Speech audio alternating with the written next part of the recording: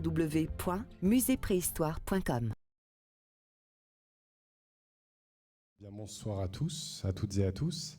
Je suis très heureux d'être là ce soir pour vous faire cette petite conférence autour de l'expo, donc Idole néolithique de Provence, qu'on a monté avec Sylvie, avec Océane Corallo, qui sont là ce soir.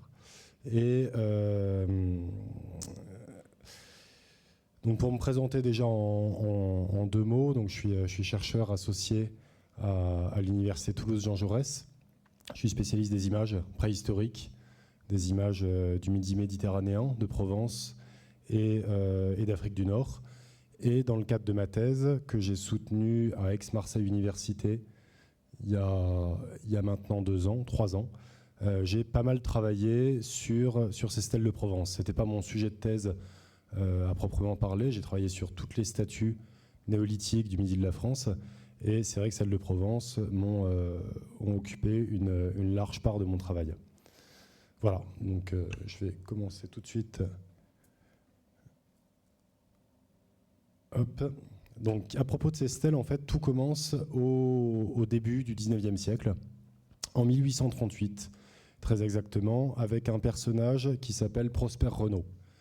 Prosper Renaud, il n'est pas archéologue, il est géologue, il est architecte, donc il a quand même quelques notions dans le domaine des choses du passé. Et il a une propriété, une très belle propriété, entre Sénas et Orgon. Alors plutôt du côté de Sénas, mais vraiment à cheval entre les deux communes, dans les Alpilles. Et un beau jour, il se promène sur cette propriété, il se promène chez lui, et il tombe sur des stèles, sur des stèles. On saura plus tard que c'est des stèles. Au début, il les identifie pas réellement comme ça. C'est un ensemble de pierres gravées et sculptées, qui sont celles-là. Donc il y en a une dizaine.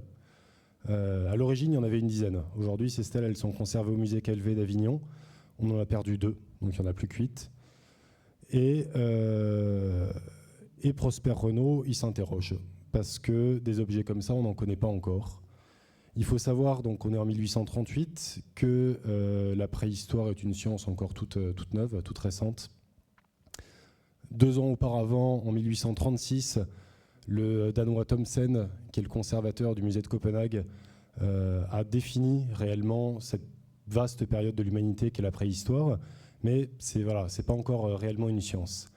Et la science des arts préhistoriques encore moins, puisque ce n'est qu'à la fin du 19e siècle, en 1879, que les premières peintures paléolithiques seront découvertes à Altamira, et ce n'est qu'en 1902 qu'elles seront reconnues comme authentiques. Donc voilà, on peut comprendre le désappointement de Prosper Renaud face à ces objets qui n'ont pas encore d'équivalent dans le monde scientifique.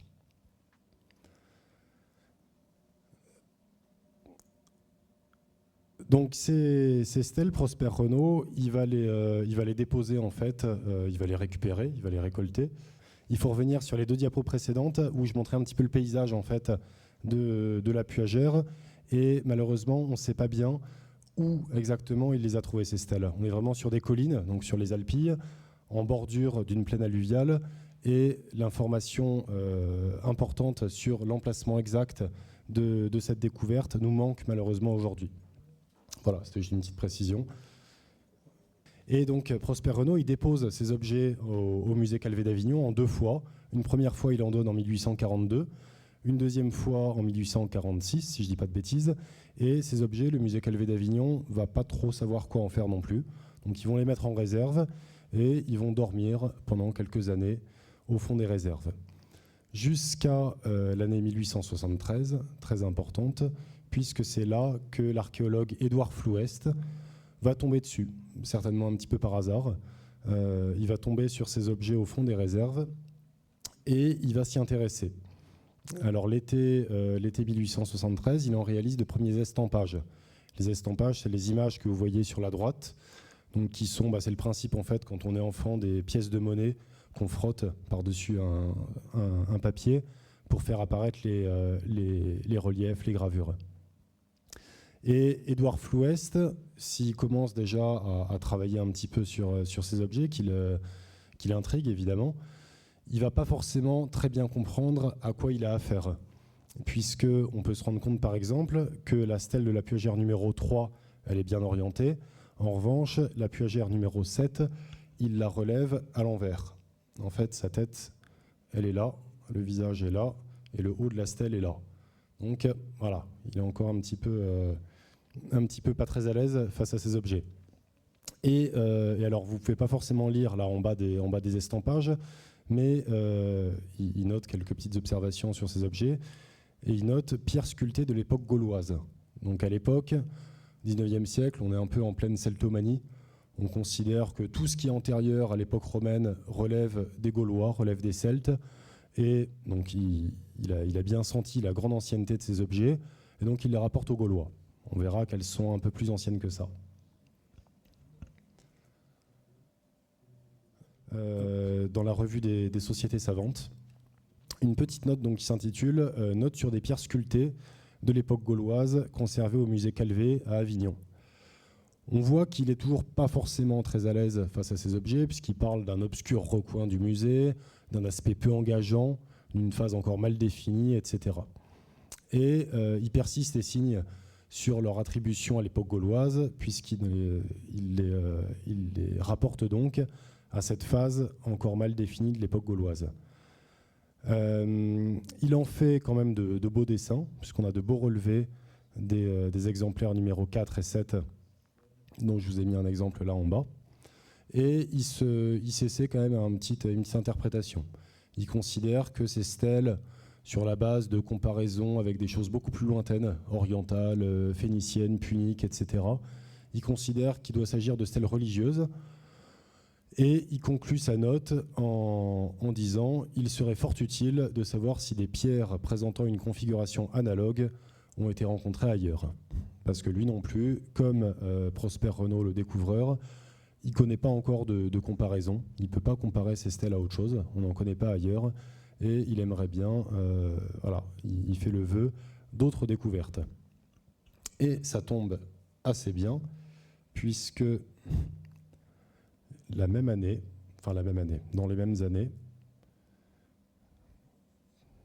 je réessaye, ça ne veut pas. Hop, voilà. Dans les années 1870, alors cette fois on ne connaît pas exactement la date de la découverte, c'est un petit peu flou. Il y a un autre personnage qui s'appelle Joseph Maneille, qui lui est un amateur éclairé, qu'on dit d'ailleurs intime de Paul Cézanne, pour la petite anecdote. Il trouve toutes ces stèles. Alors je parle d'une quinzaine parce qu'à l'époque il y en avait une quinzaine. Aujourd'hui, ces stèles, elles sont conservées au musée d'archéologie nationale à Saint-Germain-en-Laye et malheureusement il n'en reste plus que 11. Donc certainement qu'il y en a quelques exemplaires qui ont été empruntés et pas rendus, ou qui ont fini sur une cheminée, ici ou là. Et voilà, donc ça c'est les découvertes de Maneille à la Bastidonne. Donc tout de suite, assez rapidement, on va se rendre compte qu'il y a un air de famille entre les stèles découvertes dans les Alpilles et celles de la plaine de l'Arc. Alors le point commun entre Prosper Renault, dont je parlais au tout début, et Joseph Maneille, donc les deux premiers découvreurs, c'est qu'en fait, ils ne publient rien eux-mêmes de leur découverte. Ils laissent le soin à d'autres, en l'occurrence Marius Chaillan, qui était un abbé, en 1893, de publier ses découvertes. Et Marius Chaillan, donc, il va se pencher un petit peu sur les stèles de la Bastidonne, dans un ouvrage beaucoup plus large, qui ne traite pas uniquement de la préhistoire, mais de l'archéologie et de l'histoire de Tretz et de sa vallée. Et Marius Chaillan, il considère tout de suite qu'on a véritablement affaire à des œuvres d'art. Il parle certes de sculptures primitives, mais véritablement marquées au cachet de l'art. Alors, lui, il a une interprétation un petit peu originale des stèles, puisqu'il y voit des végétaux. On va voir après que c'est peut-être pas tout à fait ça, mais ça valait le coup d'être proposé en tout cas. Et Marius Chaillan, il va faire une observation extrêmement importante sur les stèles de la Bastidonne, c'est qu'il va y apercevoir ce qu'il appelle des restes de sanguine. Et on verra plus tard que c'est des traces de colorants dont étaient enduites ces stèles, colorants qui pour certains peuvent venir de très très loin. Donc ça, c'est la publication de Chaillan en 1893, et encore 20 ans plus tard, Déjà, à cette époque-là, la recherche avance assez lentement. Il y a un autre personnage qui s'appelle Henri de Gérin-Ricard, qui est le conservateur du musée archéologique du Château Borelli à Marseille, qui va reprendre le dossier en main, qui va se rendre compte véritablement de la parenté, de l'ère de famille entre les stèles de la Puagère et les stèles de la Bastidonne, et qui va publier un article pour mettre les deux en perspective. Et alors lui, Gérin-Ricard, il réalise que ces stèles, elles représentent véritablement des figures humaines, des représentations anthropomorphes, en fait, de formes humaines. Alors c'est pas très évident sur la planche qu'il en donne à voir, parce que lui aussi, comme Floest, il a un petit peu de mal avec les orientations, et il les représente tout à l'envers. En fait, sur le lot qui est représenté ici, il n'y a que cette stèle-là qui est à l'endroit. Donc le visage était ici, il a disparu, et toutes les autres sont un petit peu à l'envers. Gérin-Ricard, donc, il considère que ces stèles représentent des sujets humains. Lui aussi, il remarque des traces de peinture sur les stèles, alors de l'ocre rouge. Il parle aussi d'ocre jaune. Là-dessus, on ne sait pas vraiment trop ce qu'il a vu, parce que depuis, personne n'a revu cette fameuse ocre jaune. Mais bon, pourquoi pas. Et surtout, il émet une observation extrêmement importante. Il est très clairvoyant, Gérin-Ricard, puisqu'il propose une interprétation de ces stèles, et il écrit « Ce sont des stèles funéraires du commencement de l'âge du bronze ». Donc on peut le pardonner sur le commencement de l'âge du bronze, parce qu'à l'époque, c'est plus ou moins ce qu'on considère être le néolithique actuel, appartenant à des sépultures à incinération. Et ça, c'est vraiment super important, parce qu'en fait, en quelques mots, il avait quasiment déjà tout compris de ces stèles, en tout cas de ce qu'on en a compris aujourd'hui. Et alors, pourquoi Gérin-Ricard il fait cette interprétation de sépulture à incinération? Parce qu'à la Bastidonne, Joseph Maneille, il n'a pas ramassé que des stèles, que des fragments de stèles, il a ramassé plein d'autres choses avec. Donc là, vous avez une vue de la Bastidonne dans les années 70, c'est une photo d'André Dana, qui est l'un des grands spécialistes de la question. Alors le paysage n'a pas trop changé aujourd'hui, c'est toujours assez champêtre, assez joli. Et c'est sur ce terrain, donc plus ou moins, que Maneille a fait ses découvertes. Donc je disais qu'il avait ramassé des stèles, des fragments de stèles, et aussi un certain nombre d'objets. Donc vous voyez en haut à droite ce qu'on appelle des bitroncatures géométriques en silex. Et derrière ce mot barbare se cachent simplement des armatures, des pointes de flèches. Alors pas des pointes de flèches classiques, pas des pointes de flèches perçantes, comme on les connaît habituellement de forme triangulaire. Ça, c'est des armatures tranchantes. C'est-à-dire qu'elles étaient emmanchées comme ça, à l'horizontale, et que les proies étaient blessées de manière tranchante plutôt que perçante. Et donc Maneille, il récolte ça, il récolte de la céramique, il y a pas mal de tessons de céramique, il trouve des cendres, beaucoup de cendres, des billes, de l'obsidienne, on va en reparler, qui vient d'assez loin elle aussi, et il retrouve des ossements brûlés, associés à ces stèles. Donc tout ça, c'est en surface, bien sûr. C'est vraiment, il n'y a rien en stratigraphie, c'est que des ramassages de surface. Et donc, voilà, si je dis ça, je vais y revenir après, au site de la Bastidonne. C'est pour dire que c'est vraiment un site majeur, si ce n'est le site majeur, la Bastidonne à Tretz, pour l'interprétation et la compréhension du phénomène des stèles provençales.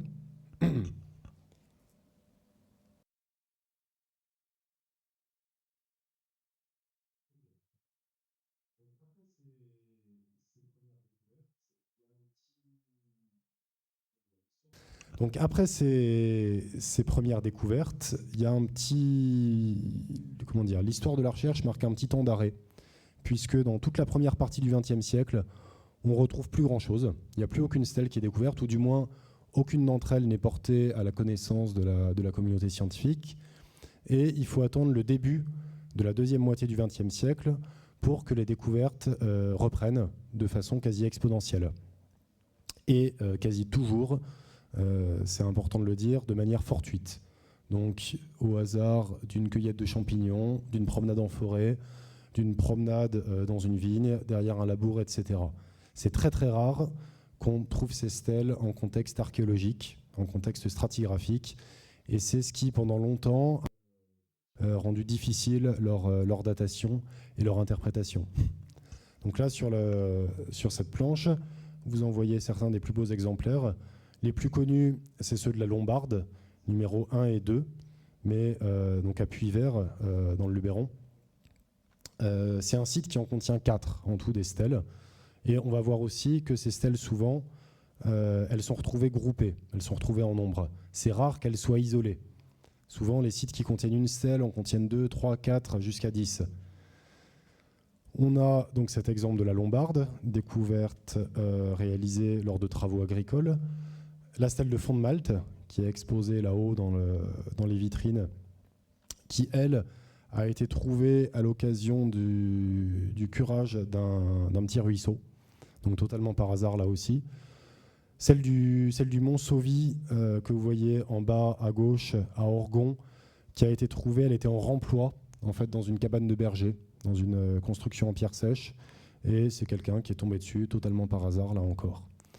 Celle du Bossé, numéro 1 et 2, qui étaient encastrés dans des murs d'habitation du village du Bossé, et qui ont été repérés par Marc Castan à un certain nombre d'années d'intervalle. Donc voilà, qui était totalement hors contexte. Pareil pour celle de Villeneuve, dans le 04. Celle de Cavaillon, elle a une histoire assez rigolote, parce qu'en fait, on s'est aperçu de l'existence de ces stèles archéologues en feuilletant par hasard un magazine de décoration où la stèle était photographiée à côté de lampes et de matériel d'intérieur. Et donc voilà, on s'est rendu compte de l'existence de cette stèle comme ça. Et c'est dans la foulée qu'elle a été ensuite acquise par le musée de Saint-Germain-en-Laye. Et les découvertes se poursuivent, bien sûr, puisque parmi les dernières en date, on a quand même des contextes archéologiques. Celle de Sextus Mirabeau, elle a été trouvée sous l'Office du tourisme à Aix-en-Provence, donc vraiment en face de la rotonde, lors d'une fouille préventive menée par l'INRAP en 2004. Et celle de la Marnière à Rousset, donc au pied de la Sainte-Victoire, elle a été trouvée aussi en fouille préventive dans un contexte archéologique. Donc on va voir qu'il y a quand même quelques exemplaires qui ne sont pas totalement décontextualisés et qui permettent de réfléchir un petit peu mieux à ces objets. Et alors, forcément, si les découvertes se succèdent, les archéologues aussi et les publications aussi. Depuis le commandant Octobon, au début du 19e siècle, qui en a produit une synthèse assez importante, jusqu'à André Dana, qui est le meilleur spécialiste de ce phénomène, en passant par Jean Arnal, qui connaissait extrêmement bien également ces objets, ou Max Escalon de Fonton, et bien d'autres que j'ai pas forcément mis en photo ici, mais Bruno Bizot, Gérard Sauzade, Anne Hassler, Sylvain Gagnère, Jackie Granier, etc. Il y a pas mal de gens qui se sont intéressés à ces stèles et qui ont publié 2 ouvrages de référence, en l'occurrence le catalogue des stèles du musée Calvé par Sylvain Gagnère et Jackie Granier en 1976, dont vous voyez la couverture en bas à gauche, et une synthèse un peu plus récente par Stéphane Renaud, qui n'a rien à voir avec Prosper Renaud, et André Dana en 2004, c'est le catalogue que vous voyez en haut à droite. Et donc tous ces archéologues, devant ces stèles, donc ils se sont bien rendus compte qu'elles étaient toutes apparentées, qu'elles appartenaient à un même phénomène, à un même style. Ils ont voulu leur donner un nom à cette famille, donner un nom à ce style. Donc au début, Octobon, il parlait des stèles de Tretz et d'Orgon, étant donné que c'était les premiers. Il était assez légitime de les appeler comme ça. Et puis on a parlé ensuite de stèles à décor de chevron, parce qu'on va voir que ces stèles, elles sont caractérisées par des décors géométriques qui s'apparentent à des chevrons. On a parlé de groupe B, de style θ, de stèles duranciennes aussi, parce que souvent ces stèles sont trouvées au bord de la Durance. Donc voilà, tout un ensemble une série terminologique qui peut paraître assez compliquée. Et là, dans le cadre de l'exposition, on a choisi de parler plutôt d'idoles néolithiques, d'idoles provençales, ce qui n'est pas forcément plus juste ni plus faux, mais ce qui nous paraissait plus agréable à l'oreille. Et donc voilà, pas mal de questions posées par tous ces archéologues. Et question essentielle, la question de la chronologie. Donc de quand elles datent, ces stèles. Donc on a vu tout à l'heure que Prosper Renaud, il parlait, Édouard Flouest, pardon, d'époque gauloise, mais bien vite on s'est rendu compte qu'elles étaient plus anciennes que ça, qu'elles étaient néolithiques. Et la question s'est posée de savoir si elles étaient du néolithique moyen, du néolithique final, plutôt entre 2600 et 2300 avant Jésus-Christ, plutôt bien avant, vers 3500 avant Jésus-Christ, et à quelle culture elles appartenaient. Aux Chasséens, aux Lagodiens, voilà. Donc pendant un moment, ces questions elles sont restées pas mal en suspens. Il y a eu beaucoup d'idées émises ici et là. Et donc c'est à l'occasion de ma thèse de doctorat, donc entamée en 2016 et terminée en 2021, que j'ai jugé important d'essayer de faire un point en fait, sur l'état des connaissances relatifs à ces objets. Et dans la foulée, en fait, l'été 2023, on a organisé cette exposition, donc l'été dernier, à Pertuis, dans le Vaucluse, où on présentait un petit peu voilà, les dernières nouvelles en date sur ces objets. Donc à partir de là, j'ai fait un petit peu l'histoire de la recherche. Je vais vraiment vous donner les dernières infos, l'état des connaissances le plus actuel sur ces stèles provençales. Alors, au point de vue de leur répartition et de leur inventaire, il faut savoir qu'on en connaît aujourd'hui une cinquantaine. Il y a une cinquantaine d'exemplaires, un petit peu partout en Provence, du Vaucluse aux Bouches-du-Rhône, en passant par le Var, les Alpes de Haute-Provence. Et ces 50 exemplaires, ils sont répartis sur 18 sites. Puisque je disais qu'il est assez fréquent que des sites contiennent plus d'une stèle. Il y a des zones de concentration particulières. Les Alpilles, les premières découvertes donc à Orgon, et puis ensuite il y a eu pas mal de découvertes réalisées dans les Alpilles. Le Luberon, la vallée de la Durance, avec pas mal de découvertes aussi, et la plaine de l'Arc, autour de Traits. C'est vraiment les trois zones où on retrouve le plus de ces stèles, qui sont toutes, comme vous pouvez le remarquer, en rive gauche du Rhône. On n'en connaît aucune de l'autre côté. Donc c'est vraiment un phénomène qui est bien localisé dans l'espace. Alors j'ai mis Quinson, il y a une petite étoile jaune en dessous des gorges du Verdon. Autour de Quinson, dans le 04, on n'en connaît pas tant que ça, mais il n'est pas impossible que de nouvelles découvertes permettent de remplir un petit peu la carte autour de Quinson.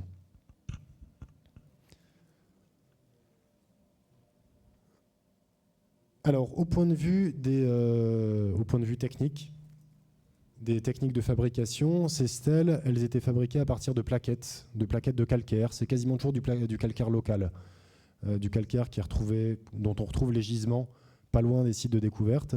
Donc, c'est ces plaquettes qui étaient récupérées par les préhistoriques, qui étaient mises en forme. On peut imaginer que... alors voilà, là j'ai mis une vue des falaises calcaires d'Orgon. Donc les stèles proviennent certainement de cet endroit-là.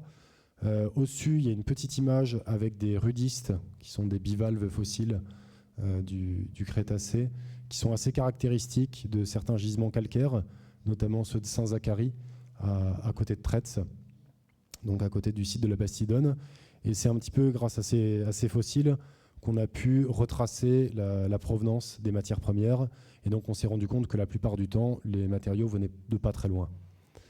Et donc toujours du calcaire local, ou presque.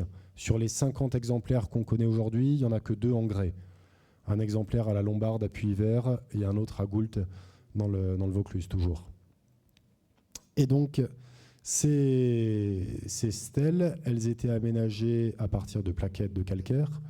Et on peut imaginer qu'un dessin préalable était réalisé avec une sorte de schéma, en fait, avec une lame de silex, quand on dessinait les contours, les principaux éléments du décor, et qu'ensuite, au moyen de percuteurs et d'autres éléments en silex, on aménageait réellement ces stèles, donc par gravure ou au champ levé. Le champ levé, c'est cette technique qui permet de donner une impression de creux par rapport à la surface originelle de la stèle.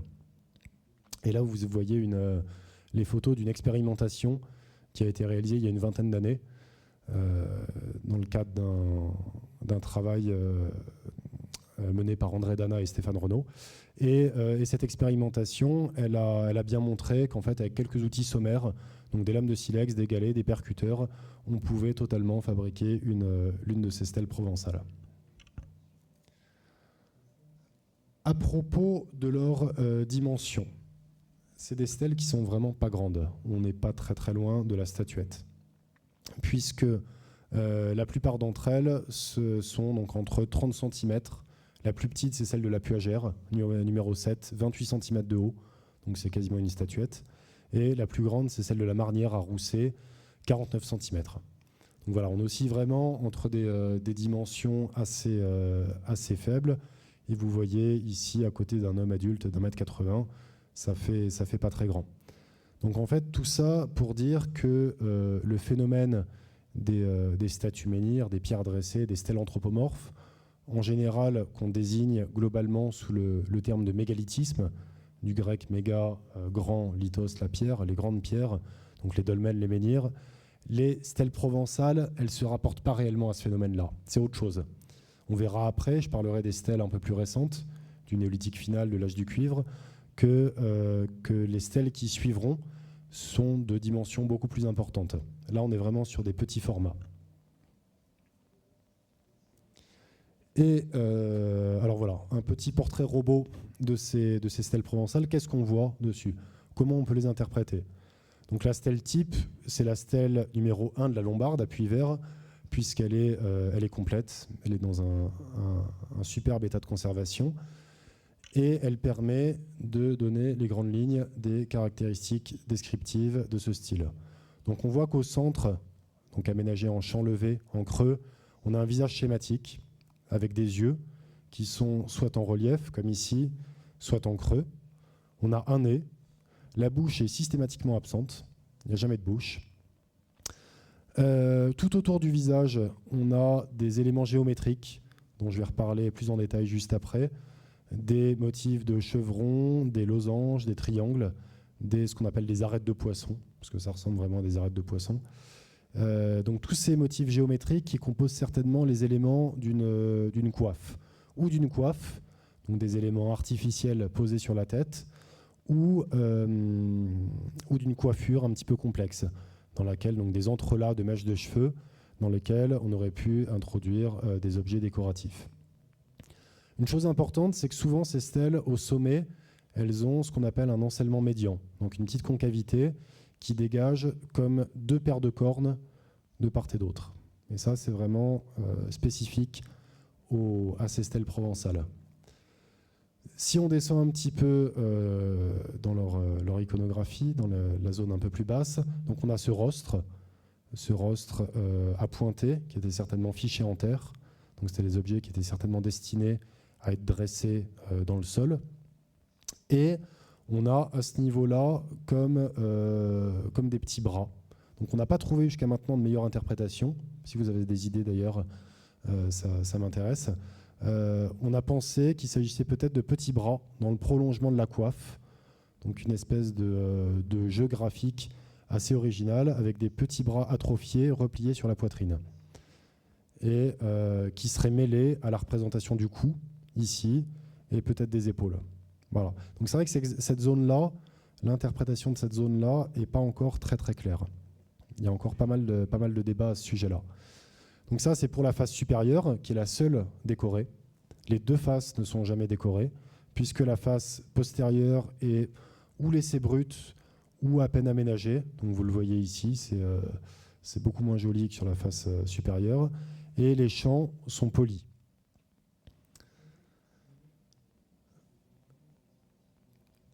Donc ça, c'est le détail de ces motifs géométriques qu'on retrouve de part et d'autre du visage, qui sont très codifiés en fait. On peut vraiment parler d'une syntaxe et d'une grammaire. On ne fait pas n'importe quoi. Ces stèles, elles relèvent vraiment d'une tradition iconographique très précise, où on représente donc autour du visage ou des chevrons, comme ici, ou des arêtes de poisson, comme là, donc c'est ces motifs un peu en V, en aile d'oiseau. On a également des losanges et des triangles. Et ces quatre motifs, ils se recombinent, ils se combinent et ils se recombinent à l'infini. Et donc voilà, c'est pour ça que pendant longtemps, on a parlé de stèles à décor de chevron pour ce motif-là qui est vraiment, vraiment récurrent.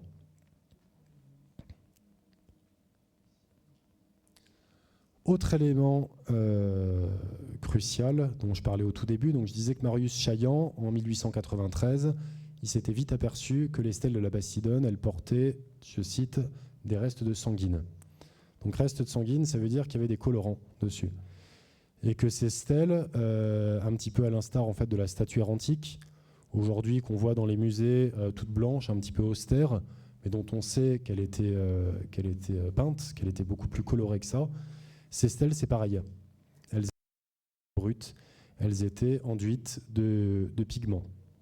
Alors, 2 types de pigments étaient utilisés, de l'ocre dans un cas.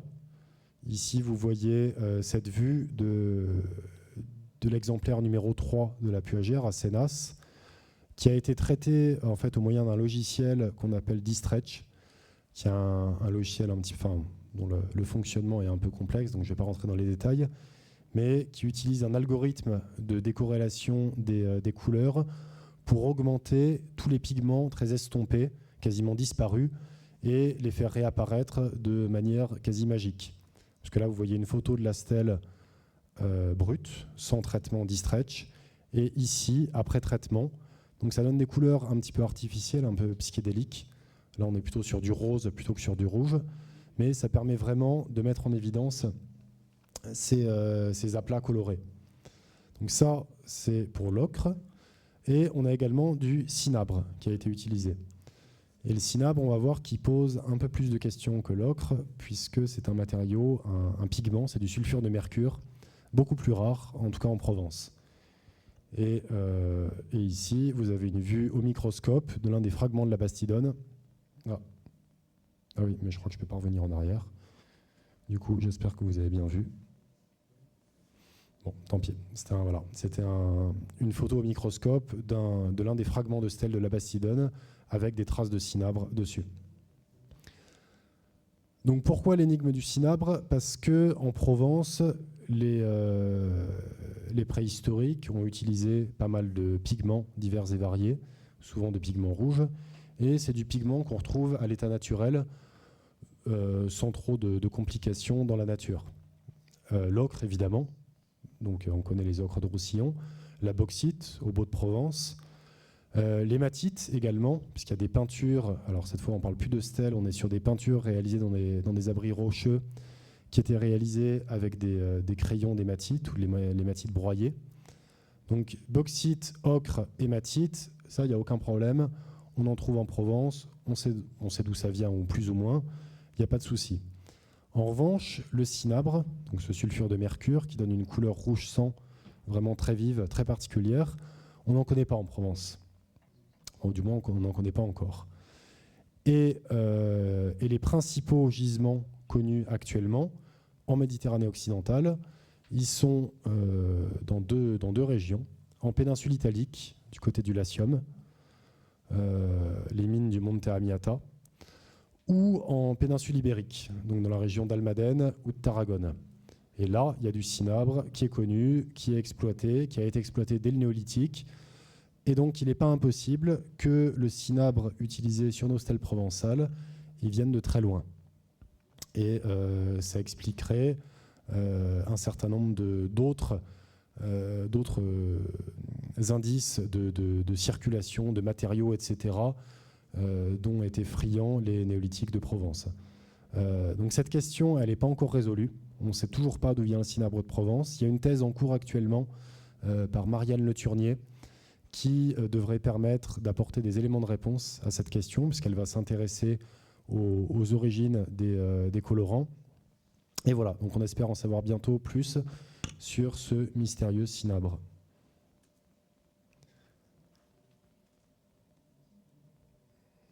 Alors ça, c'est un peu anecdotique, mais important quand même, parce que je vous ai montré pas mal de planches de stèles, d'idoles provençales.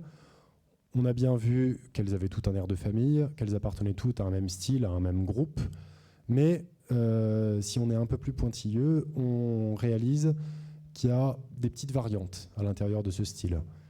Et dans ma thèse, j'ai essayé de mettre en évidence qu'à l'intérieur du corpus de 50 stèles, donc il y en a évidemment qui sont trop fragmentaires pour être traités de cette manière, mais on s'est rendu compte qu'il y avait peut-être 2 variantes différentes. Une variante qui contient 15 exemplaires avec ses sommets parfois concaves, un visage plutôt subrectangulaire, des petits bras repliés sur la poitrine et un colorant assez peu fréquent. Et quand il est présent, c'est systématiquement de l'ocre. Donc on a cette variante-là d'un côté, et de l'autre côté, on a 8 exemplaires qui paraissent appartenir à une tradition un tout petit peu différente, avec des visages souvent moins détaillés. Là, par exemple, on voit sur la stèle du Bossé ou sur la stèle de Bessan à Gargas qu'il n'y a pas les yeux. Des contours plus souples, un visage presque un peu émacié, avec les joues un peu creusées, beaucoup moins anguleux que dans le cas de la variante 1. Des bras entre guillemets, puisqu'on n'est toujours pas sûr que ce soit des bras, mais c'est quand même très probable, des bras absents, ils ne sont pas là. Bon, là, c'est normal parce qu'elle est cassée, mais là, ils n'apparaissent pas. Et dans cette variante-là, le colorant est beaucoup plus fréquent. Et il est non seulement beaucoup plus fréquent, et c'est systématiquement du cinabre. Donc ça reste quand même intéressant, même si on ne sait pas trop de quoi, qu'est-ce que tout ça veut dire, d'identifier et de mettre en évidence ces deux variantes. Est-ce que ça a des implications chronologiques ? Est-ce que celle-ci est plus ancienne ou plus récente que celle-là ? On n'en sait pas grand-chose. Est-ce que ça signifie qu'il existait plusieurs écoles de sculpture, de gravure, et que dans tel coin de Provence, on faisait plutôt de cette manière-là, et dans tel autre coin, plutôt de cette manière-là? C'est possible. On ne sait pas encore trop.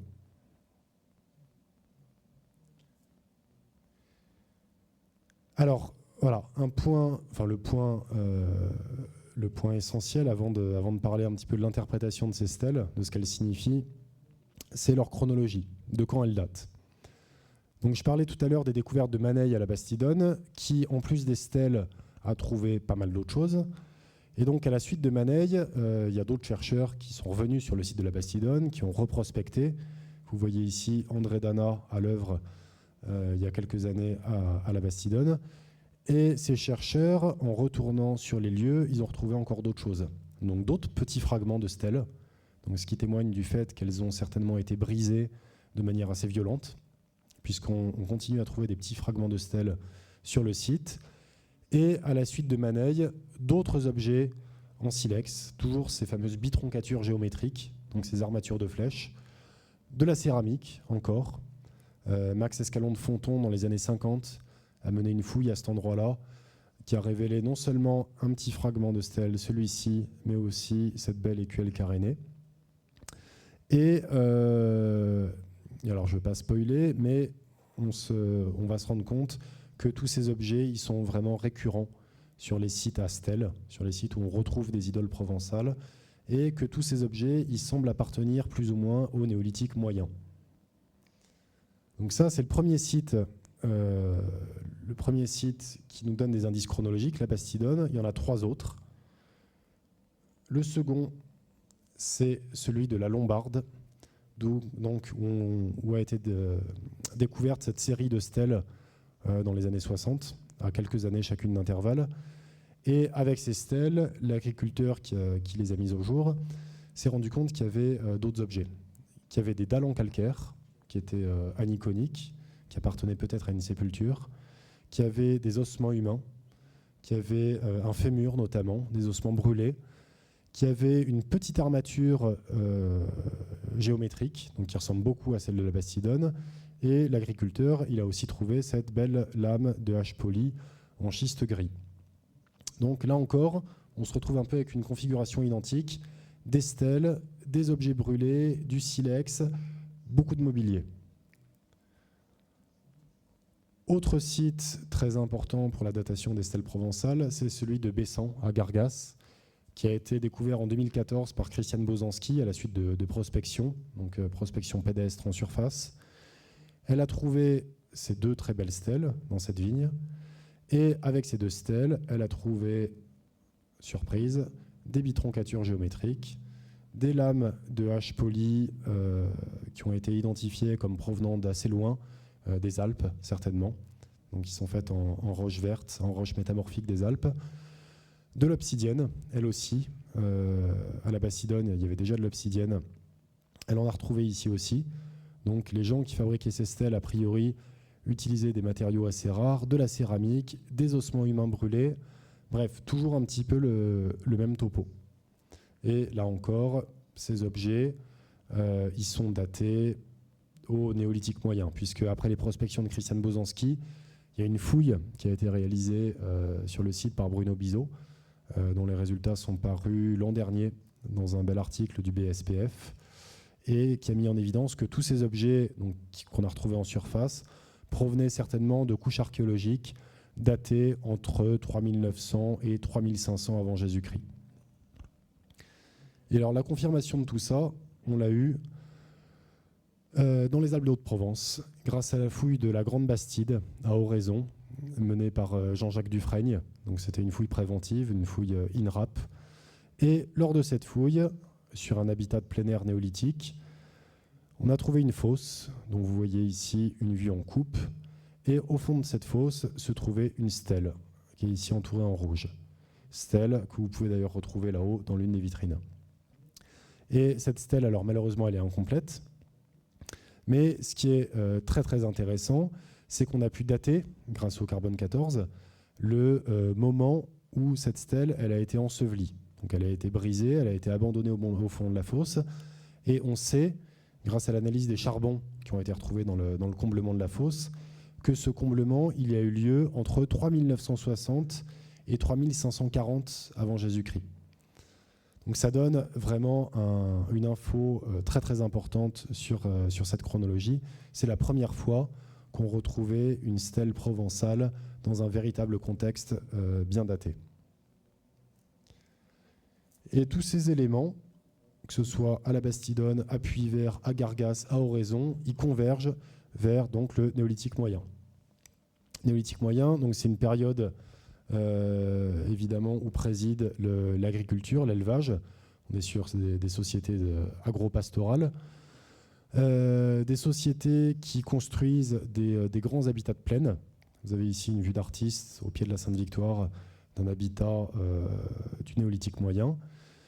Et plus encore que le néolithique moyen, on peut dire que puisque ces stèles, elles datent entre 3900 et 3600 avant Jésus-Christ, elles appartiennent au néolithique moyen dit de type La Roberte. Voilà, donc il s'appelle La Roberte du nom du premier site où il a été identifié. C'est une culture archéologique de Provence, mais qui s'étend un petit peu, qui s'étend jusqu'en Languedoc. Et donc ces stèles, elles appartiennent à cette culture, qui est une culture très intéressante, puisque on a mis en évidence que les gens, à l'époque, importaient de l'obsidienne de Sardaigne. Donc ça, c'est pour ça qu'on en retrouve souvent associé aux stèles. Ça, c'est un bel ensemble qui provient d'un site, les Terres Longues à Traite.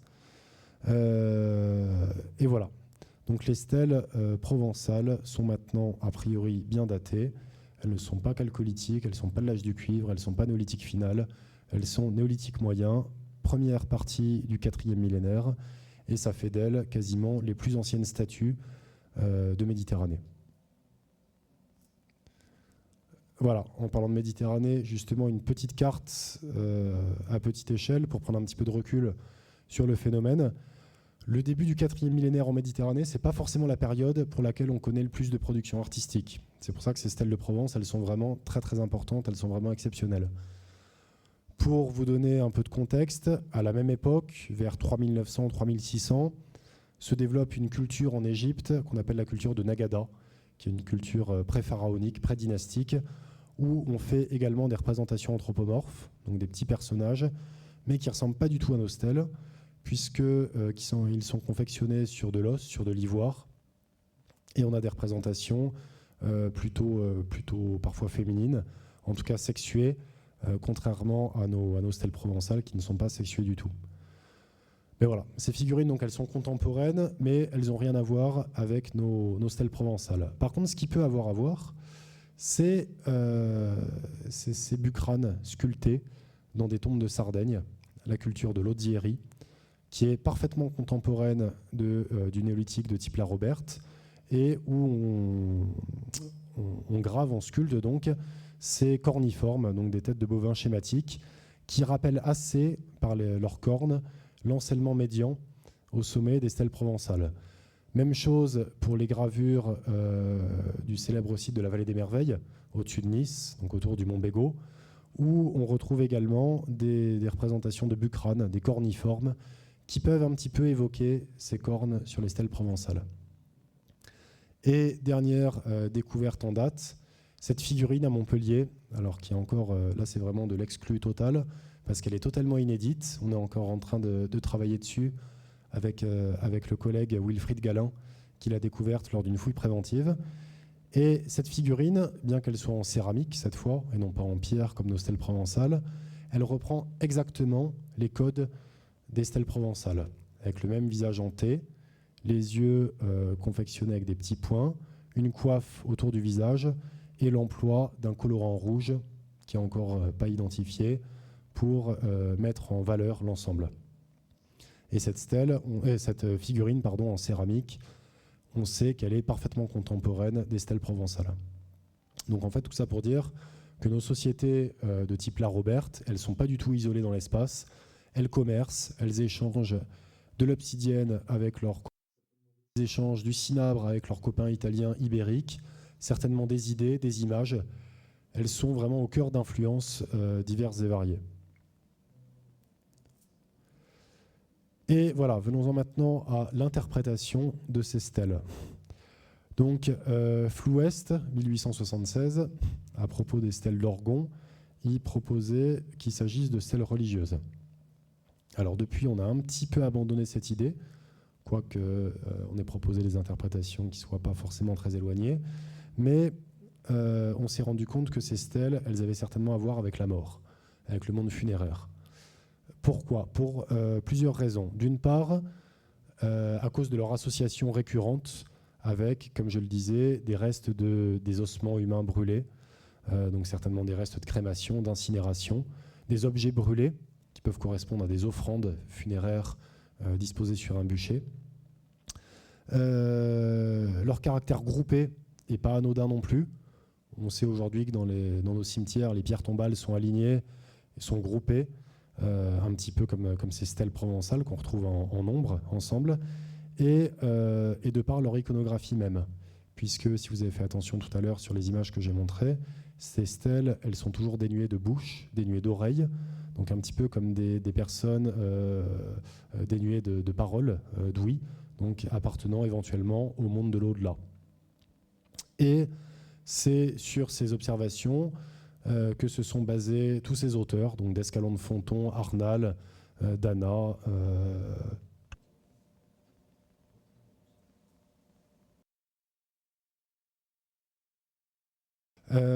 et donc tous ces auteurs, ils se sont basés sur ces observations pour considérer que ces stèles, elles avaient à voir avec la mort, avec le monde funéraire. Et donc on a parlé successivement de petits génies mortuaires, de stèles funéraires, de substituts de défunts. Ça, c'est une interprétation vraiment très intéressante qu'il faut garder en tête, de déesses des morts, d'objets commémoratifs, etc. Et Max Escalon-de-Fonton, dans les années 60, a illustré un petit peu ce genre d'hypothèse avec cette aquarelle où il représente le site de la Bastidonne un peu comme il imaginait à l'époque, donc avec un tumulus, une petite butte, un couloir d'accès et deux stèles fichées et peintes en rouge au pied du tumulus.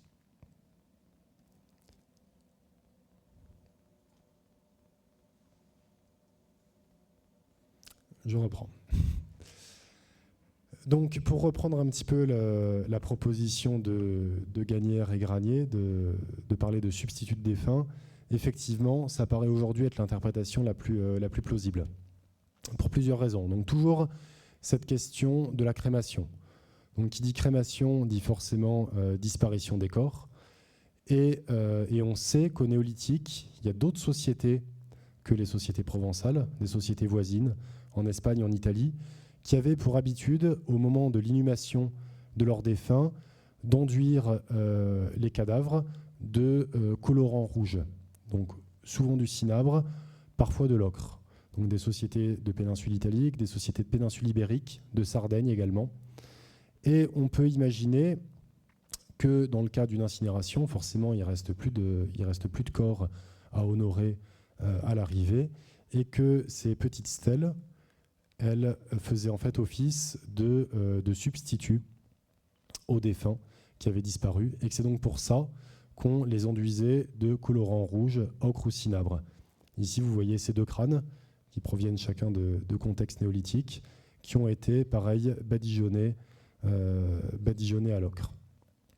Donc voilà, aujourd'hui, on considère que c'est l'interprétation la plus cohérente, parce que le rouge, finalement, c'est une couleur qui est utilisée depuis au moins 40 000 ans. On connaît une sépulture en Australie qui date à peu près de 40-42 000 ans, Mungoman, de son petit nom, dans laquelle la défunte en l'occurrence, je crois, était déjà enduite de colorant rouge. Et cette tradition d'associer la mort à la couleur rouge, alors c'est un aspect un petit peu, c'est une sorte de contre-pied, puisqu'on réinsuffle symboliquement le sang, le rouge de la vie au corps défunt.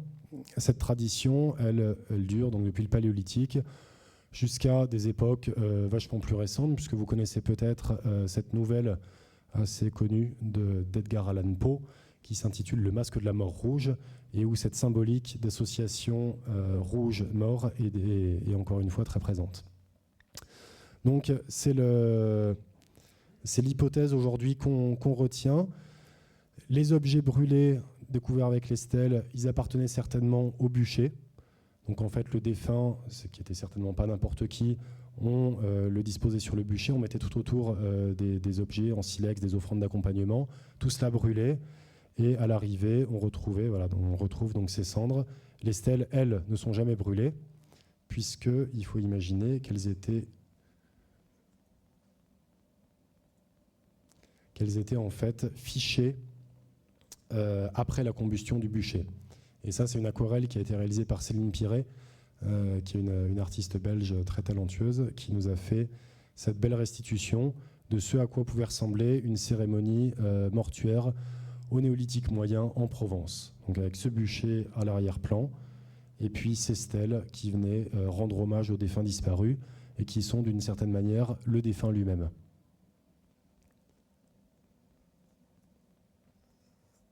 Hop, super.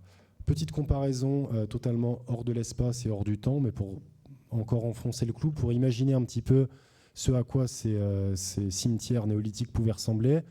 Donc ça n'a rien à voir, hein. C'est le Tophet phénico-punique de Carthage, que vous connaissez peut-être au moins par Flaubert, par Salammbô.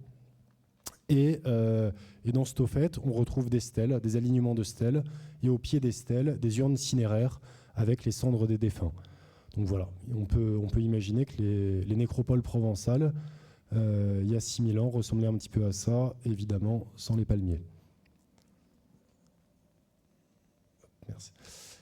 D'autres choses encore, d'autres idées un petit peu en vrac sur l'interprétation de ces stèles. Donc, je disais que c'était certainement pas n'importe qui était représenté, certainement des personnages importants qu'on enterrait avec tous les honneurs dus à leur rang.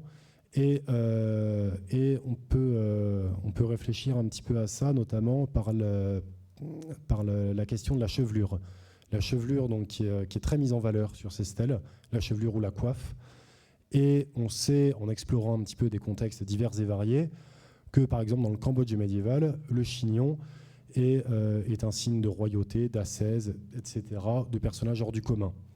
Et sur l'une des stèles de la Puagère, on a justement au sommet un petit chignon. Alors c'est pas pour dire que la Provence et le Cambodge étaient en contact, mais c'est pour dire que ça existe et que ça peut ouvrir un petit peu des pistes de réflexion.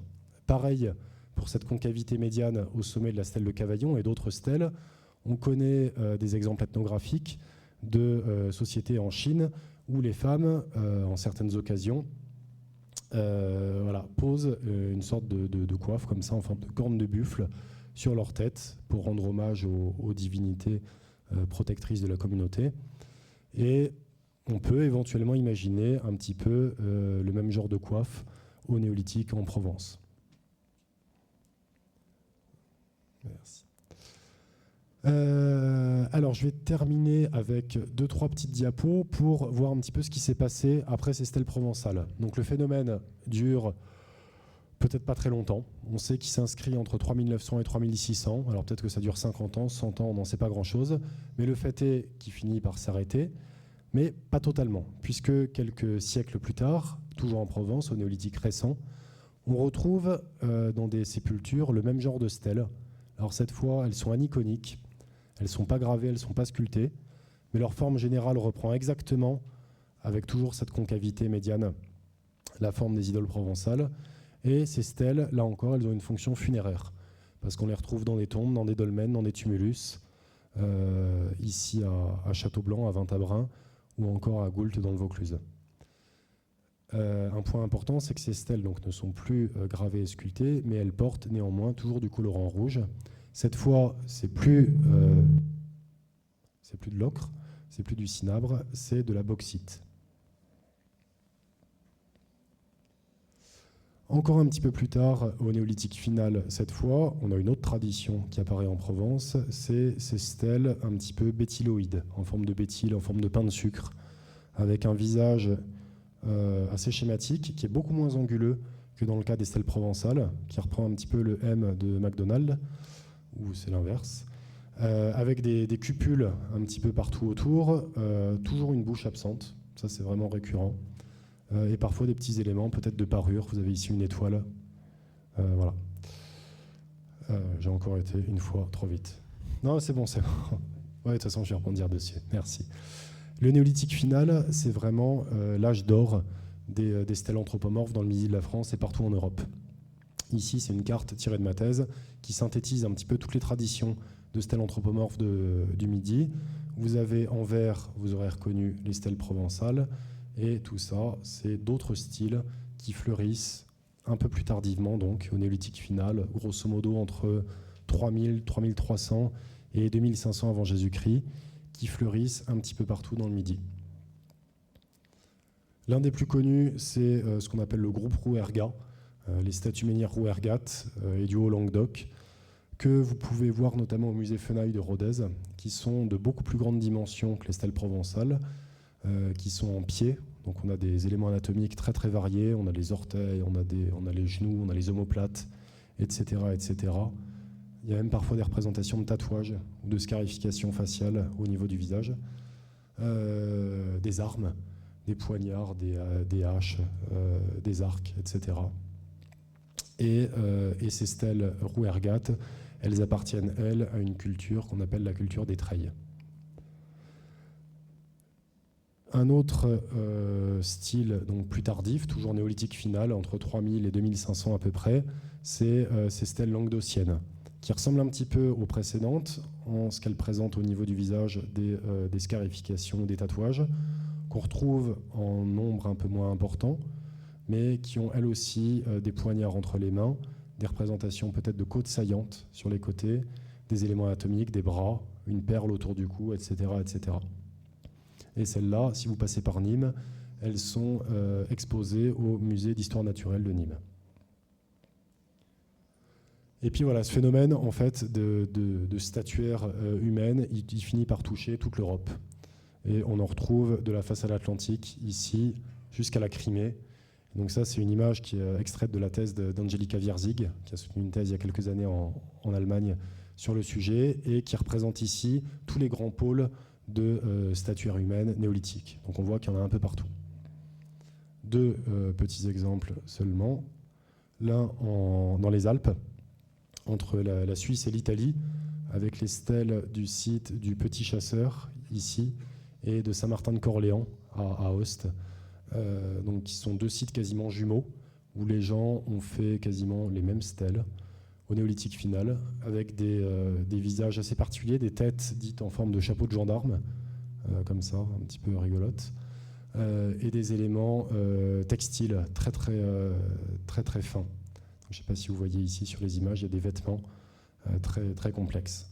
Donc ça, c'est l'une des grandes traditions de stèles alpines. Et puis, un petit peu plus à l'est, on a une autre tradition très importante aussi, au nord de la mer Noire, en Roumanie et dans ce qu'on appelle la steppe pontique, en Ukraine, avec des stèles toujours plus complexes, toujours plus armées. On peut plus ou moins parler de la naissance de l'idéologie du guerrier, avec des stèles masculines qui présentent des haches, etc. Des stèles féminines qui paraissent un peu plus pacifiques. Et ces stèles, elles sont toujours datées entre 3000 et 2500. C'est vraiment voilà, le néolithique final, l'âge du cuivre, c'est vraiment l'âge d'or de la statuaire anthropomorphe dans le Midi. Et ça donne encore plus de valeur à nos stèles provençales qui sont vraiment à l'origine de ce phénomène, qui sont vraiment antérieures à tout ça. Et pour boucler un petit peu la boucle, qu'est-ce qui se passe encore plus tard en Provence? Donc on revient en Provence. À l'âge du bronze final, on a donc entre le 11e et le 10e siècle avant Jésus-Christ à peu près, on a une certaine disparition de l'iconographie, du moins elle est beaucoup moins évidente. On trouve quand même certaines choses. Par exemple, à la Brémonde, à Bioux, on a ces stèles, a priori funéraires elles aussi, puisqu'elles ont été retrouvées associées à des sépultures.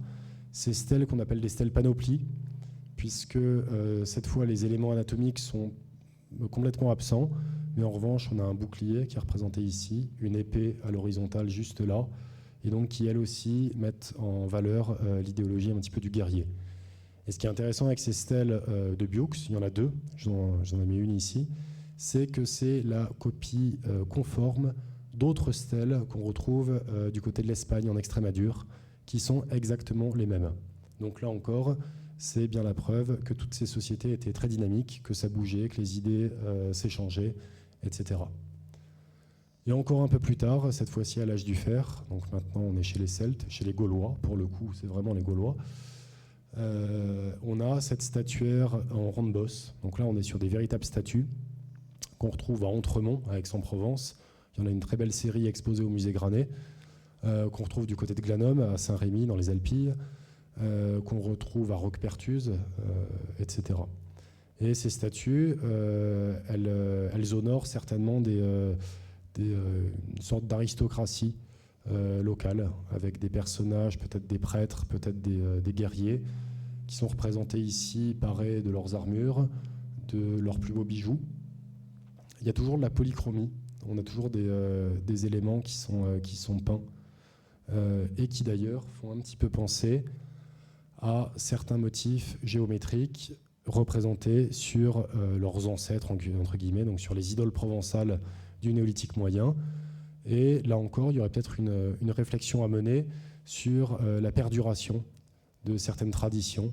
Est-ce que finalement les Celtes des Alpilles à l'âge du fer n'ont pas été puisés dans un répertoire iconographique beaucoup plus ancien, celui de leurs ancêtres, et est-ce que certains de ces symboles, losanges, triangles, etc., ne proviendraient pas de traditions beaucoup plus anciennes? Donc voilà, je ne serai pas plus bavard que ça. Je vous remercie encore pour votre attention. Je remercie encore Sylvie Giorietti et Océane Corallo pour l'organisation de cette belle expo. Et juste un mot encore, voilà, pour dire que je suis vraiment content qu'on ait pu organiser cette exposition pour mettre en valeur ces stèles qui, à mon goût, sont trop peu connues, mais qui ont vraiment une place très importante dans l'histoire de l'art de Méditerranée. Je vous remercie. www.museepréhistoire.com